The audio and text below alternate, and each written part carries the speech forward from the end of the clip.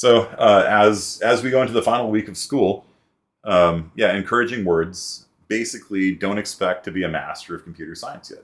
Everything is a process. Everything takes time. 1,000 hours is a good, sort of like, target to shoot for like getting reasonably okay at something. People say mastery is 10,000 hours, but I think I'm not looking for mastery. We're just looking for like, competency, like the ability to kind of like have a certain amount of fluidity when you're writing code and things like that. And if you don't have your 1,000 hours yet, because probably there's not been 1,000 hours of like homework in this class at all, then I would encourage all of you to, when you use things, you get a lot better at it too. So I would encourage all of you to practice over the summer. Elite Code, HackerRank, those are all good places to practice your skills. They're broken down by topic, and Code Wars is broken down by difficulty. And so you just sit there and grind and grind and grind to get your practice in. Just commit to an hour a day. That's what I would say. And you'll build that competency. You can really see a difference. Like you can really, like today in lab time in the 12 o'clock class, you could really see a difference between the people that have been working hard and like staying on that grind set like all year and the people that haven't. Today I'm going to ask you guys to write FizzBuzz. FizzBuzz is one of the classic job interview questions they do at Facebook and other places. It's a little twist on FizzBuzz. We'll get to that later. But you can see this as like an assessment, like a benchmark. Like time yourself when I ask you to write it. 15 minutes is how long you should be able to write FizzBuzz in. And if you're like on your game, you should be able to knock it out, more quickly, especially if you know what you're doing. Like if you've done it before, right? But like just use today's thing as kind of an assessment. Can you write FizzBuzz in 15 minutes? It's a little bit of a twist. It's a little bit different from the normal FizzBuzz, so you can't just copy and paste. But that, that'll be a little, test to see how fluent you are.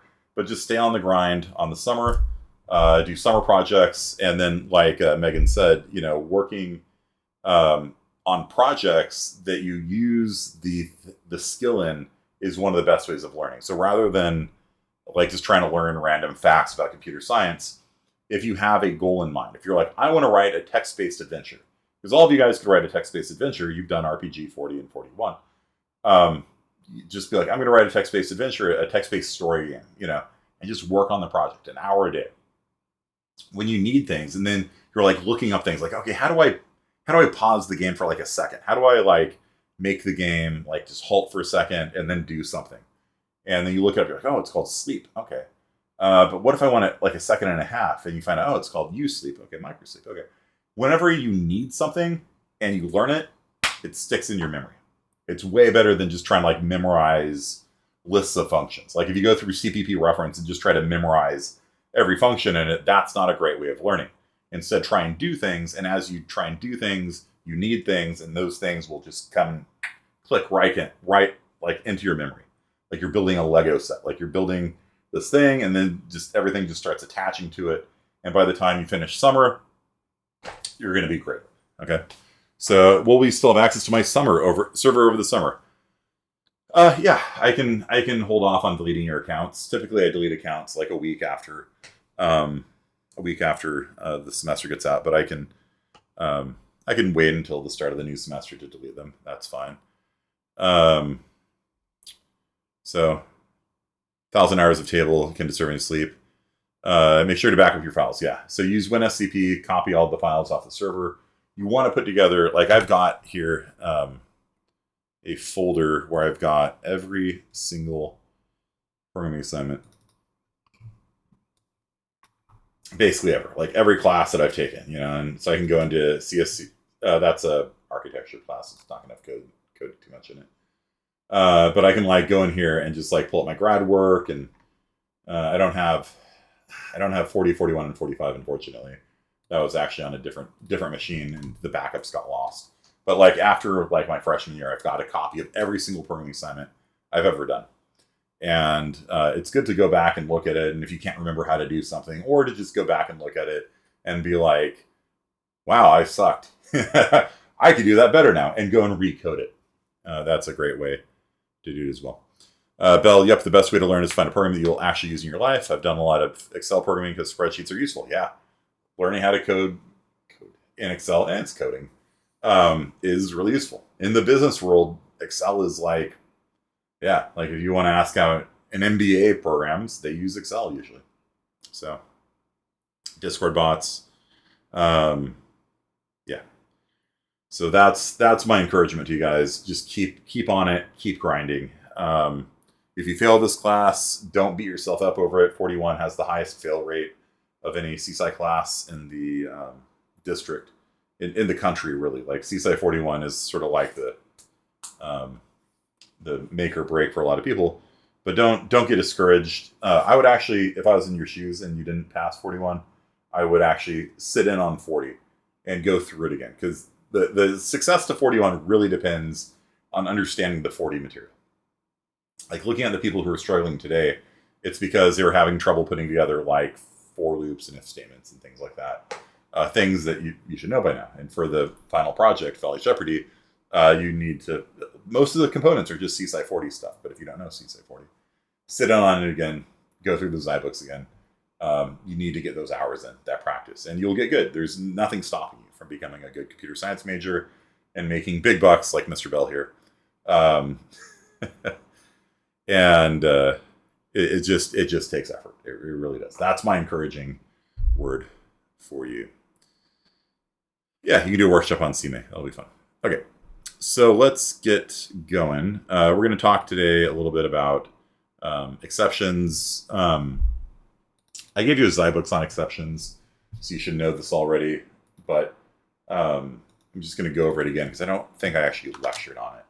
So we'll just talk about this real fast. So in C++, there are 3 keywords really that you need to know for exception handling: try, catch, and throw. And so the way that it works is try wraps around a block of code that'll just run normally. So like your hello world program, whatever, you just put all of it inside of a try block. Then if anything inside of that try block uses a throw command, then it will stop running the try block. So it's going down, it's going down, it's going down all these lines of code. One of them does a throw, it'll immediately jump down to the catch block and run the code in the catch block here. You can have multiple catch blocks associated with one try block so that you can throw different kinds of exceptions and it'll jump to the right catch block. Or you could do something like this where you just catch ... That's not pseudocode. This is pseudocode. These dots are pseudocode. That ... is actually what you type. And that means catch anything. And so like if an error occurs, catch it. And then you have some like error handling code here that might clean up your network connections or close your files or delete memory that you've allocated and things like that. So some people try to use exceptions like an if else kind of thing. Like they'll do a for loop running over a vector until it goes out of bounds, because when you do .at on a vector and you go out of bounds, it throws. And so they'll just like iterate through a vector until it goes out of bounds and it throws and the catch block's empty. It just stops the loop. Like, don't do that. That's not good. That's not good coding practice. It'll work. I've seen it. I've seen people do this in like production code where they just use the exception to just stop the loop. Don't do that. Exceptions should be exceptional. Like, you're reading from a network and the network closes unexpectedly. That's a great example of when you should use an exception. Like you've got normally running code and then the file server dies and you try loading from a file that you've had open for a while and it just, throw an exception, right? Like that's a good place for that. They suggest using exceptions strategically like that, like as normal control flow. I've seen people do it. To me, exceptions should be when something goes wrong, right? Like somebody sets the keyboard on fire, the network connection closes unexpectedly, you allocate memory and there's no memory left, which doesn't happen nearly as much these days as like when I was coding in college and my system had 16 megs of RAM. You could run out of that RAM real fast, Yeah, but in general, like a catch block is just to handle unexpected situations that come up. Okay. You can just try the entire program. Yeah, I've seen people do that too. Your program's dying. Well, try wrapped around main. Catch, go to main. Well, the code won't crash now due to an exception. Yeah. Yeah. Modern problems require modern solutions. Try catch block the entire thing. Yeah, and just loop. So, okay, so let's look at some examples of this. So this is how throw works. You can actually throw an integer. Like most of the time, you throw an exception. So there's this class called exception, and the standard library has exceptions in two places. I'm not actually I don't understand why they put exceptions in two places. There's exception and there's stood exception. Which exceptions are in which header? Like I can't ever remember. So like runtime error. Let's find out where that one is. Right.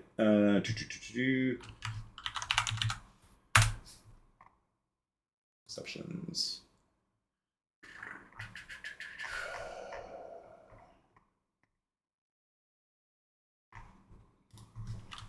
Let's see. Runtime error. This one is in stood except, and stood except comes from exception, and exception's an exception. So exception has exception and bad exception.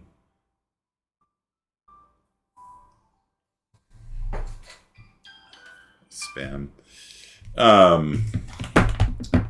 But stood exception has other ones. I don't know. Like, I'm not entirely understanding why it was divided that way. But yeah, like the specific exceptions are in stood except. I don't know. There's probably a good reason. I just don't know it. But yeah, typically if you want exceptions to work, you'll include stood except and except, or one or the other or both. So so normally, yeah, when you throw an exception. And like runtime error is pretty common. Like, something happened, X is too small, dude. The user entered a number, the number is too small, you throw a runtime error. And this string here, let's see if I have code. Yeah, can be found in .what. So if you have a try catch block here, it's got one line of code that just throws. If it throws a runtime error, if you have multiple catch blocks, it goes through the catch blocks one at a time until it matches one. So runtime error doesn't match integer, it doesn't match character, but this code will match on runtime error. And so it'll print out C, and then it will print out what. And the what is the string that you put inside of here, in this case foo. Usually what you do is you put like a little ball out, let's see, like this, X is too small. So you typically put a message that says what the exception was, and you can get that by calling the .what method on the exception that is thrown. So the reason why we do this is to try to clean up our code a little bit. Sometimes you have to throw an exception. Like if you're writing like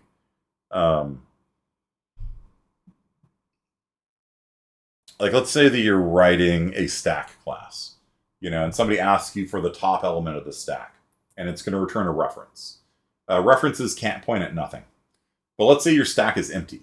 There is literally nothing you can return that would work, because it's supposed to be a reference to the thing on the top of the stack, and the stack's empty.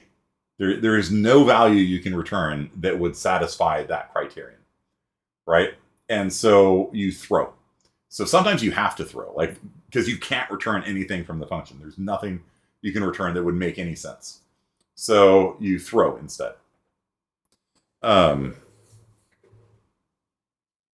But sometimes exceptions are just used to clean up your code. So like here you can see throw bruh, exactly. So here you can see we've got all this code and we got all this error checking kind of like in the middle of it. So sometimes people like kind of separating out the the two halves. So like sometimes people just delete the error checking, right? This is what you'll see in Zybooks, right? Where they just assume the input is correct. Yeah. And that kind of hurts me on the inside a little bit when I see professional software engineer people just like assuming the user will type in an integer. Why would you assume that? You know, you're not prompting the user to type in anything. They could type in squirrel right now. They could type in hello. They could type in help. I don't know what's supposed to be happening here. And you're just going to assume they're going to just know to type an integer? Well, yeah, if they don't, it's their fault, really. So, and I write code like this all the time. Every time the user types something in, I error check it and print out an error message and then die. You know, I knew something. If the new failed because we ran out of memory, print an error message, ran out of memory, die, read in the things. If it's too small, if it's too big, if they typed in squirrel, die, you know, error messages all over the place. But some people don't like having all of that error checking cluttering their code. It doesn't bother me. I actually like seeing, anytime I do input, I want to see I'm error checking it. Because you cannot trust, people do not follow directions, but you cannot trust your user. But what if I'm the user? I cannot trust myself. I cannot, most of all, I will double check everything that I do. So when I am the only person who writes and runs the code, I will double and triple check everything. If you look at the code to like grade your homework, so if I like collect homework, CSci 41, FizzBuzz, TDD or something like that, note I check to see that if I was running as root. If I forget to type in a directory, sudo. If I forget to type in like the homework, I print out I'm the only person who ever runs this code. And I print out, you type that, the name of the class, the homework name, type in no grade if you want to collect it without grading it. This is all for myself, you know, I don't trust myself, you know, and what if these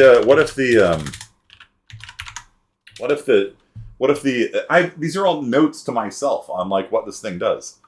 What if the class file has like semicolons in it?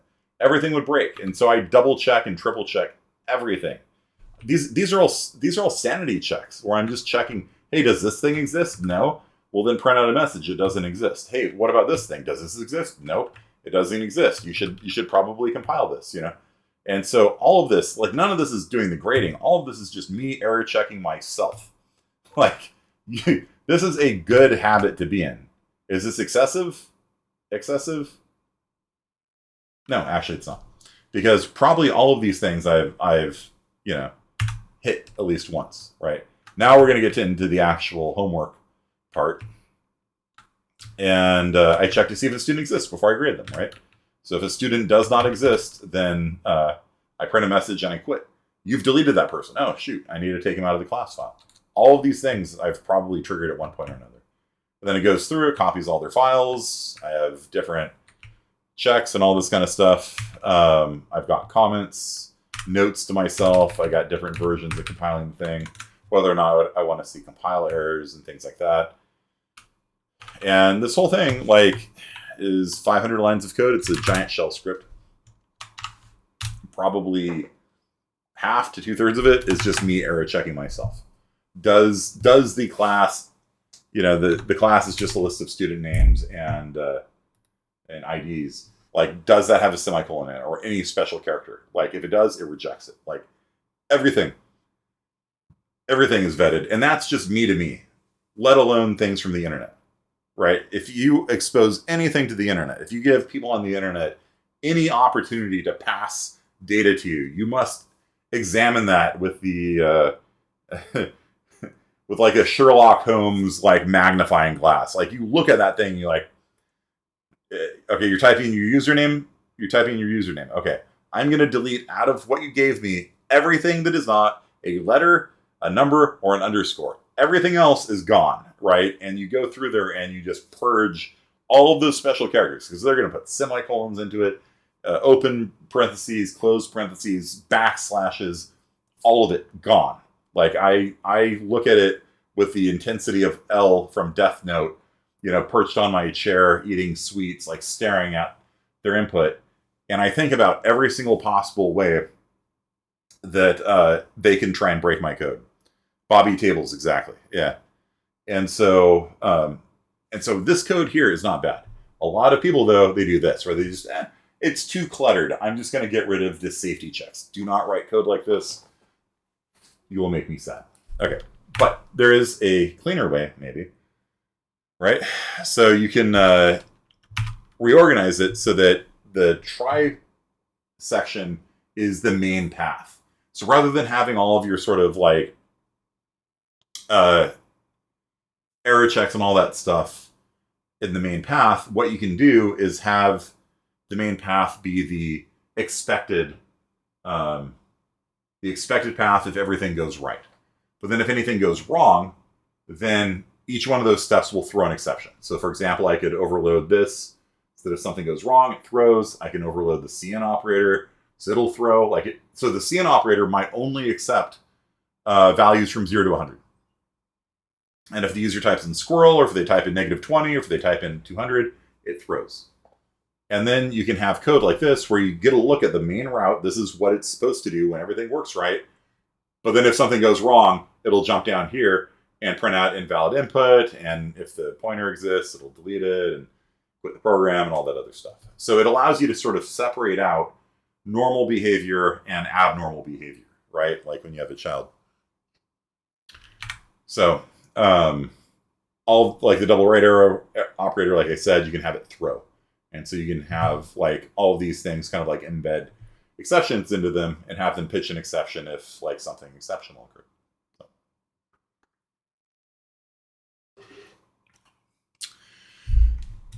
All right, so that's exceptions. You guys have any questions about it? Basically, yeah, the syntax, try holds your regular code. Catch holds what happens when things go wrong. Things go sideways. It'll immediately, like if you throw here, it will not run this line of code here. It immediately jumps down here and cleans up after itself.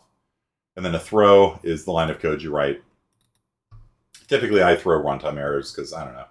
Everything's a runtime error. I don't get too detailed on these things really. I'll throw a runtime error, and then if I want to know which runtime error it was, I could like print out. I could catch like runtime error E, and I don't know, exception E dot what.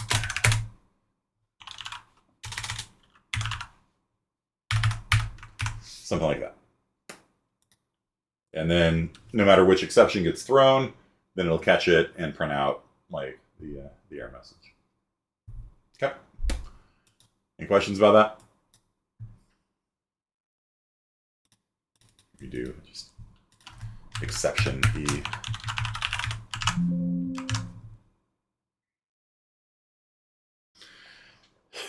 Yeah, comments. Comments. So sometimes they're informative. Like this comment here is actually telling me what's going on under the hood, because I wouldn't normally guess that a double right arrow operator would throw. And so having a comment here saying, hey, this throws, is probably helpful for me. Usually, though, I comment what a block of code is doing. So I'm going to be like, this code here is checking to make sure the directory exists. Right? Like, I probably have something along those lines here.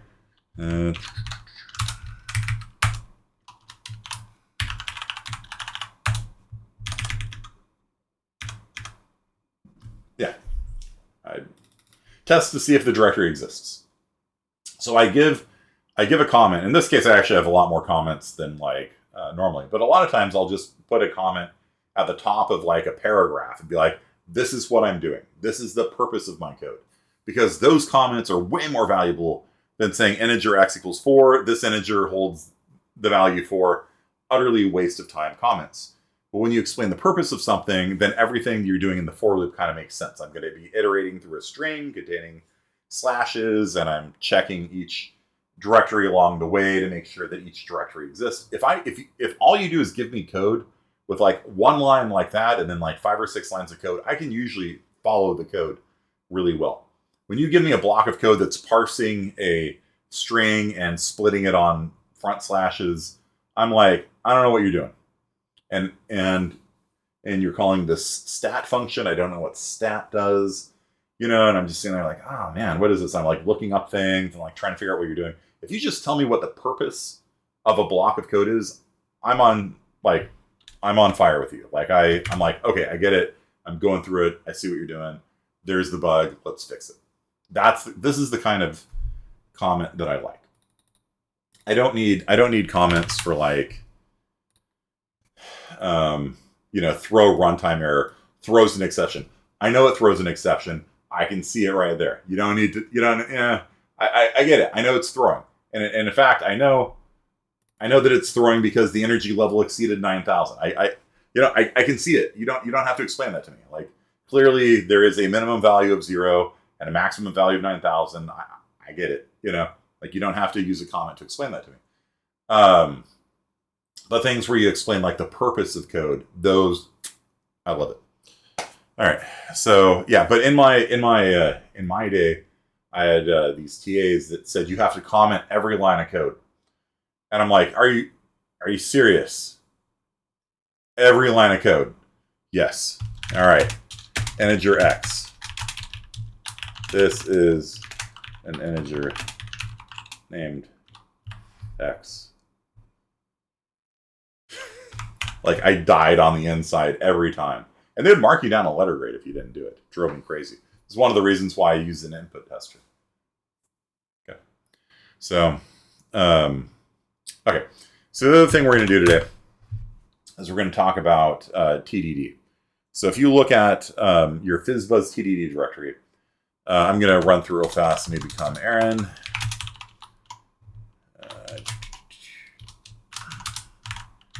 FizzBuzz TDD. So FizzBuzz, do you guys remember that? You count from 1 to 100. Every number divisible by 3, you print fizz instead of the number. Every number divisible by buzz, you print buzz instead of the number. Remember that? Okay. This is a classic job interview problem. Okay. And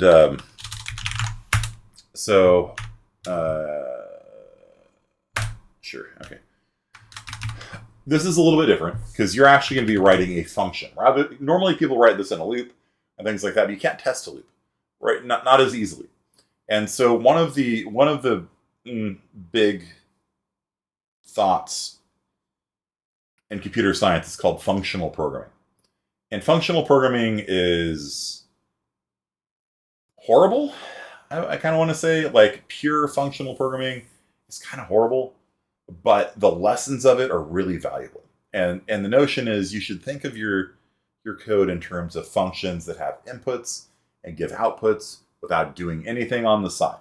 No side effects, right? So rather than doing FizzBuzz as like a loop, then you're looping and printing out things, instead of doing that, we're going to make a function that takes as an input a number and it gives a string as the result. And the string would be FizzBuzz or the number. Do you guys remember how to convert a like if you're going to return X, right? You can't just return X, right? Because that's not a string. Do you guys remember how to convert an integer to a string? Stoy is string to an integer. Stoy is literally S to I, string to integer. So you might think it would be, well, obviously it's then I to S. No, it's called toString. Yep. So toString X will convert the number 5 into the string 5. If you pass in 50 as X, it'll return the string 50. Do you guys understand? So you want to do something like that. So you're going to take in a number. So like if you take in 10, it's going to return buzz because 10 is divisible by 5. Do you guys remember those rules? They're right here. So I'm going to give you guys 10, 15 minutes to write this. You should be able to write FizzBuzz in 10 or 15 minutes. And you're going to take in an integer as the input, and you're going to return the corresponding string as output. So it's either going to be fizz, buzz, error if the number is out of range, or toString X if it's like the number, I don't know, 22 or something. 22 is not divisible by 3 or 5 or 15. So you just return the string 2222 using toString. Okay? 15 minutes, and then I'm going to show you guys how TDD works. All right, so I'm going to pause the recording now, and when we come back, I want all you guys to paste your FizzBuzz on the chat channel. Okay? TDD is one of the ways you can earn 10 points on the final assignment. It's an extra credit, 10 points. So don't leave. What we do when we come back is going to be worth a lot of points to your final project. Okay, begin now. All right, and we are back. So what do we got here? We got if x is less than 0, return error. If x double equals 0, return 0. That's a bit of a weird test case. Okay.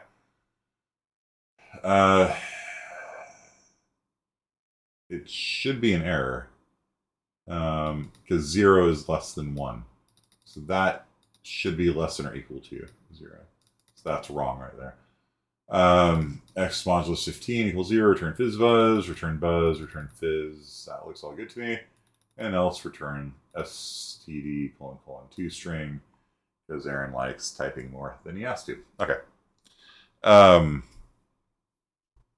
So looking at everyone else's code, it looks pretty similar, looking pretty good. To return is probably should not be appending things to it, because what you're going to have here, if you pass in 0, it's going to. Oh, I see. But yeah, that append can never happen. Well, just an equals there is all you need, and then you can append the buzz to it if it's also divisible by 5. Yeah, you can do that. That plus doesn't do anything. It's not going to hurt anything, but it's not going to do anything. To return is empty. You convert it to a string. Otherwise, return to return. Yeah, that works. All right.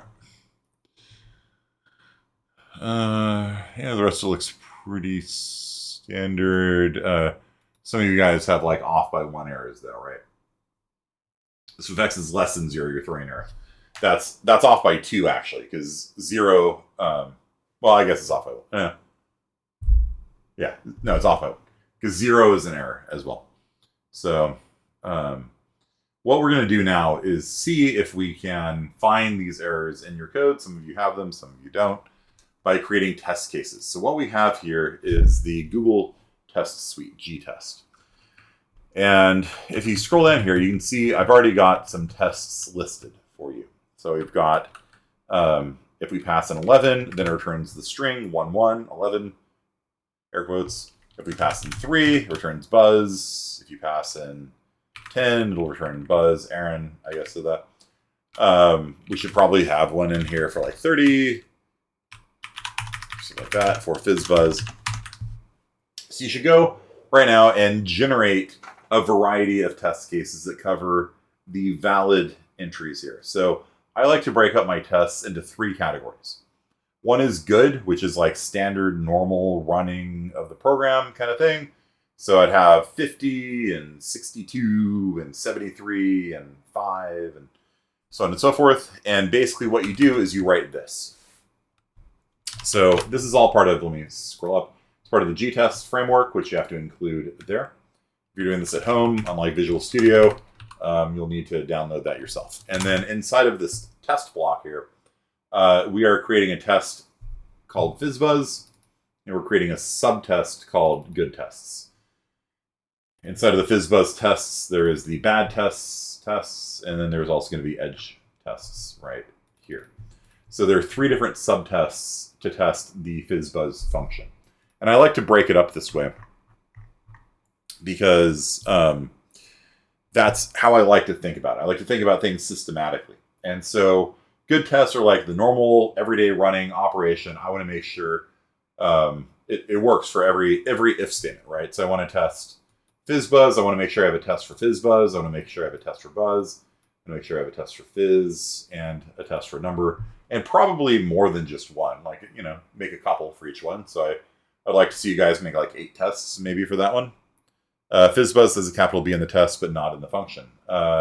Yes, that is an error right there. Yeah. And so this test is actually going to catch it.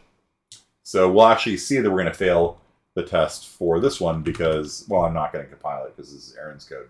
But yeah, this test would actually catch Aaron's typo, right? Because this is actually what the output file says. Capital B, your code has a lowercase b, this test would catch it. Then the second category of tests would be bad numbers. So anything that causes, no, Aaron, the answer should not be buzz for this. Negative 12,000, whatever should be error as well. It's possible you just copy and paste it. It'd change. Yeah, I got you.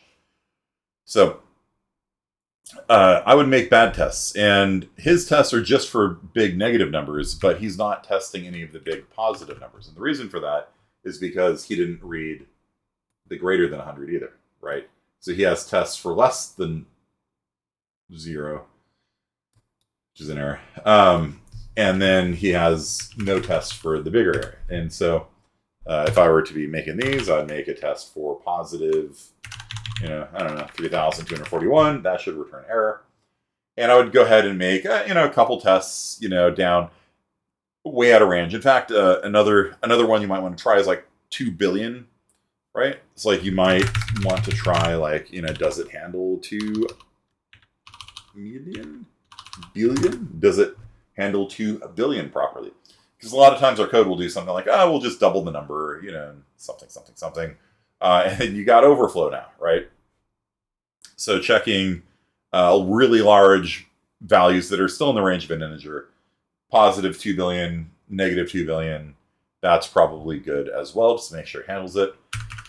And then finally, we got these things called edge cases. And the edge cases are where most of the bugs come in to your program. Like, for example, Aaron is not, like this one's wrong, right? Like part of the problem is like the person writing the test is the person who's writing the code.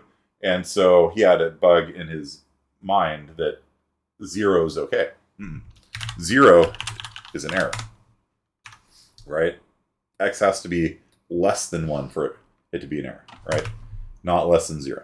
So an edge case is where you have that fine line dividing the good and the bad. And I like to test on the edge and plus and minus 1 on the edge. So when I'm making my edge test cases, I will do, if the edge is 1, I'll do 1, I'll do 0, and I'll do 2, maybe. Right, so fizz buzz should return a 1 here, should return an error here, and should return a 2 here.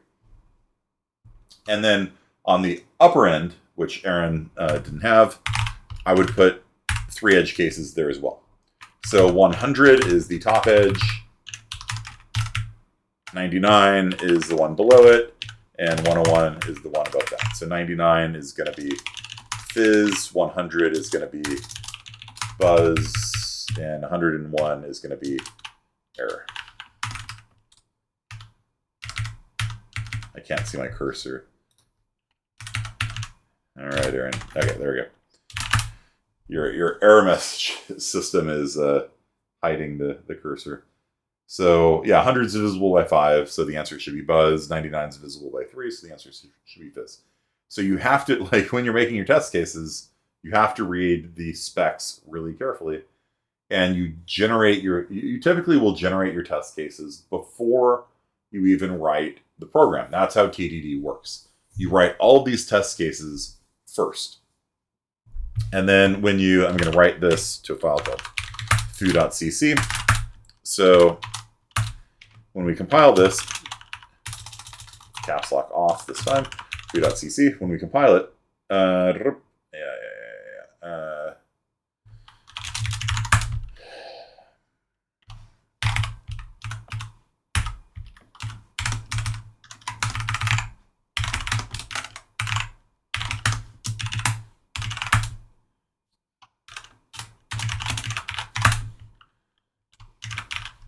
so I'm not going to change his code. Okay. So when I run the test case now, you'll see that we are failing some of the test cases. And for those of you that didn't see what happened, there is an option inside of main that inside of main you have to have this line of code here to initialize the Google Test Suite properly. And then down here, you will see that there's a function called run all tests. This is part of the Google Test Suite. And so if you want to get your 10 points on the Volley Shipperty assignment, if you don't want to do networking, or if you don't want to do one of the other options, you can do this instead. So you need to integrate the Google Test Suite into your Volley Shipperty project. This line right here, init Google Test. Obviously at the very top, you need the GTest header included. You need to make tests like this. That's why I push that FizzBuzz TDD. So you don't have to remember the syntax for any of this. You just have a copy of it. And then down here, when you actually want to run your tests, you run this function right here called run all tests. And so that will run the whole Google Test Suite. And so what it looks like when you run the test suite is this. And so we can see here, it's running 3 tests from one test suite. foo.cc line 27, failure, expected equality. FizzBuzz 30, expected FizzBuzz with a lowercase b. But what we got was lowercase b, but we were expecting uppercase b, failure.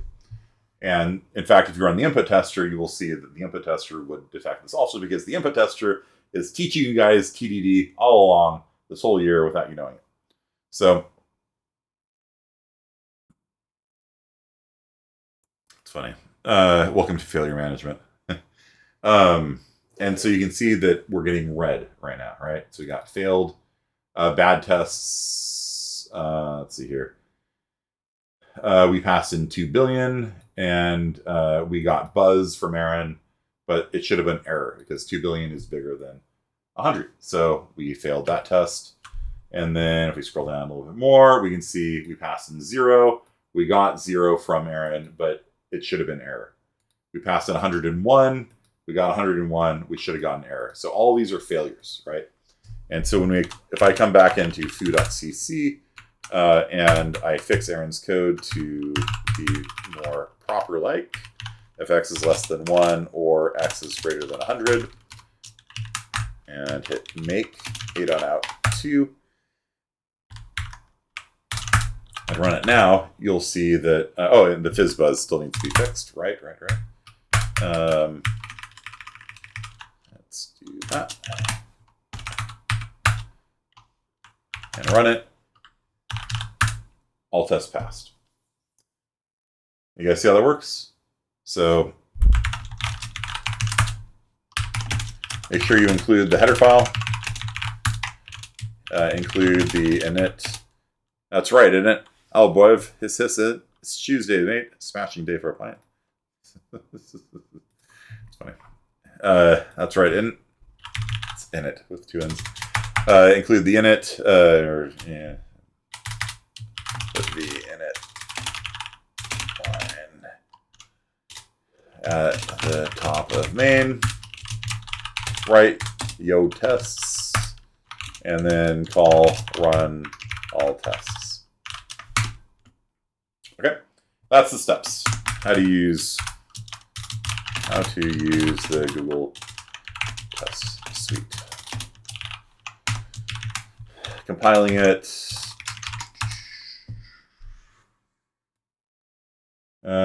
Needs -lg test added to it.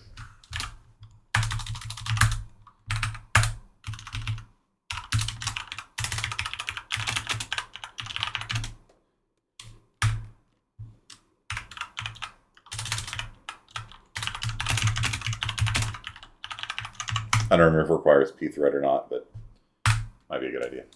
Okay.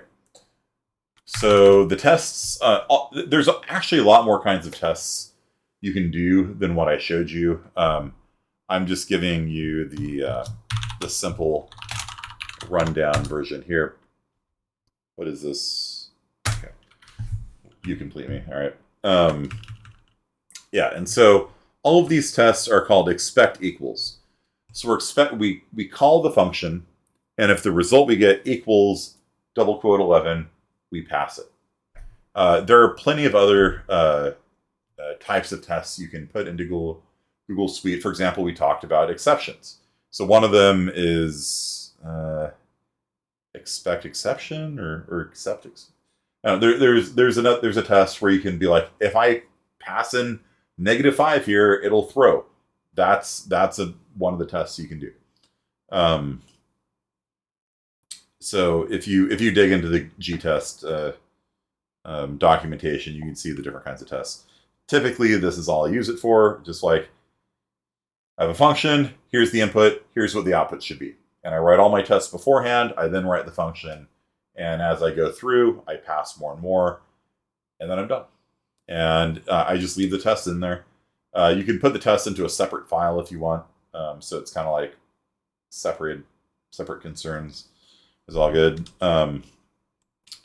But this is a really good way of doing development. It's a really good way of making sure you're not breaking your code, verifying your code is correct.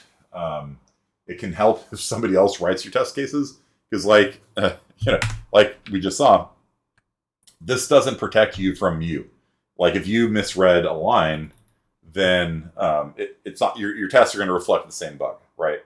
So a lot of times it can be helpful to have your friends like look at this and then generate the tests for you. And then you write the function, and if there's a conflict between, they're like, hey, it should print 0. No, it should print error. You can look at the specification and be like, oh, yeah, you're right, it's supposed to print error. Yeah. One small error makes a big difference. Yeah, it does. And if you have like if you have like one letter off, if like FizzBuzz always returns like return value equals before everything else, you will fail everything. You will fail every test case because you're printing out like an extra space or something at the end.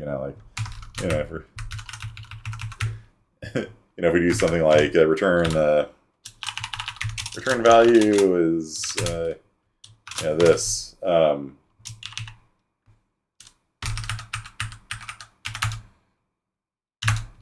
Run test. We fail everything, right? We got return value equals 1. We're expecting 1. But our return value equals 2. We're expecting 2. Yeah, every test breaks now. So that definitely can happen. You've probably all seen this on your homework, right? In a homework assignment, you go from passing 0 to passing 10 out of 10, oftentimes with like just no in between, right? Like there's just like that one bug, and you're just like, I don't get it. And you're like, oh, I found it. And then you go 0 out of 10, 10 out of 10. And sometimes though, it's like you go from 0 out of 10 to like 8 out of 10. And then you realize there's a couple like edge cases you didn't handle. Like what if somebody gave you a negative interest rate? What if somebody gave you a large number? What if they gave you a 0? And so, yeah, this is actually a really useful way of coding. It's also just a really useful habit of mine to get into. Like even when you're just writing code, to think about, okay, what are the expected values? What values should we, typically be seeing, like 10 and 20 and things like that? What values are way out of range? Am I handling it? Am I handling it when somebody types in 2 billion? And again, a lot of programmers are just like, not my fault. It's the user's fault. They typed in a bad number. They should die. And my personal philosophy is like, my code should handle anything thrown at it, right? Like only under like the direst circumstances will I not error check, right? Like if I am writing something that's going to be called billions of times a second, and I could be very confident that the people calling me have already done all the error checking. Sure, you can make a case like if performance is that like crucial, like my release mode will turn off the error checks, But yeah, normally no. I don't like my code crashing. I don't like my code breaking if somebody types in something that I didn't expect. And so just learning to think about like good values, bad values, and those edge values. Those edge values are like right on the cusp. Anytime you have an if statement, if x is greater than 50, I'm gonna have a test for 50. I'm gonna have a test for 49. I'm gonna have a test for 48, and just thinking about those like off by 1 errors and things like that, because that's usually where the bugs will like slide in, right? When you have an off by 1 error, and if you're not testing for it, you're gonna have bugs in production. You go from 8 out of 10, fix the bug in the last 2, then pass 6 out of 10, rip. It's literally documentation of errors. Yeah, it is. And it's self-documenting, right? Like you can actually see like, yes, I screwed that up. You run the test, you failed something, like, oh, yeah, I forgot to capitalize that. Oops. So it's great. So I highly recommend this. We will talk more about your projects and maybe networking on Wednesday. But in the meantime, for your projects, I want you just working on it, breaking off a piece at a time, learning what it's like to be an actual professional programmer that is actually working on something every day instead of one day a week, when you have the deadline. And learning how to like break the problems down into smaller pieces so that they're manageable, because it becomes overwhelming. Like for big projects, if you just try doing everything at once, it is absolutely overwhelming. But doing things like TDD will give you like a handle on it, make it reasonable, because you can just be like, here's what it should be doing, and it does it. Like, all right, cool, that little piece works. And then you move on to the next little piece, and you make tests, and you test it, and you verify that it works. Like, yes, everything's working. And you just kind of like work on a little bit at a time, and then later on you will come in and start assembling the Lego pieces together. Like you build this little piece of Lego, and then you just attach them together. Then it breaks, and you have to do some integration testing. But that's like one of the most essential skills in computer science, is taking a large, almost overwhelming project that you're like, oh, I don't know where to begin on this, and just shattering it into puzzle pieces that are small enough. You're like, oh yeah, that's just something we did in CSI 40, right? Just randomly shuffling a vector. I could do that in an hour, You do it in an hour and you get 10 points for it. Okay. So every time you do development on your restaurant operating system, he breaks something, something else breaks. Yeah, that's why, and that's again what TDD is really good for. It gives you the confidence that like when you change something, you didn't break something over there. So if he had test cases for all of the different subsystems, if you made a change here, it would go like, oh, I just broke that thing over there. Oops. And then he would fix it before deploying it and probably breaking you in production, right? If you're at a point of sale and it goes down, it's like, cool, it'd be neat if we could get money. That'd be cool. Like, as a business, it seems useful to be able to take money, like general principle. Going through Boost.org's documentation is huge. Yeah. We're going to be, maybe a talk on documentation next time. The common factor of TDD and Legos is something definitely goes wrong. Yeah. Like when you integrate, like it's not going to line up right. There's going to be, you're like, oh, I didn't realize the palm tree over here is hitting the castle here.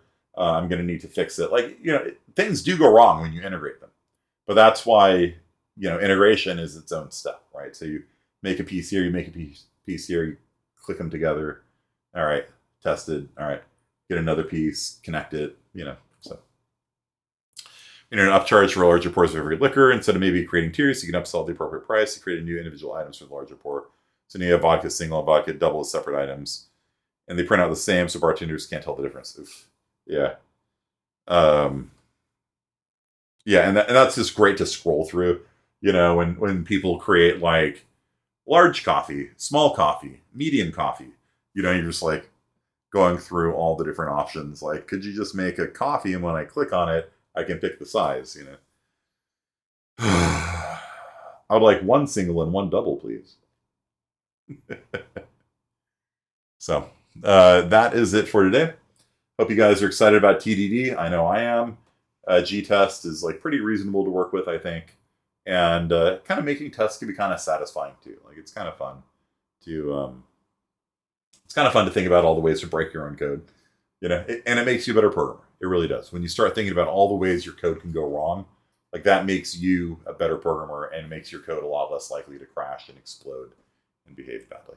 So thank you guys for coming out, and I will see you guys on Wednesday, where we will talk more about the project and networking and things like that. Curse code. Yeah. All right. Thank you all.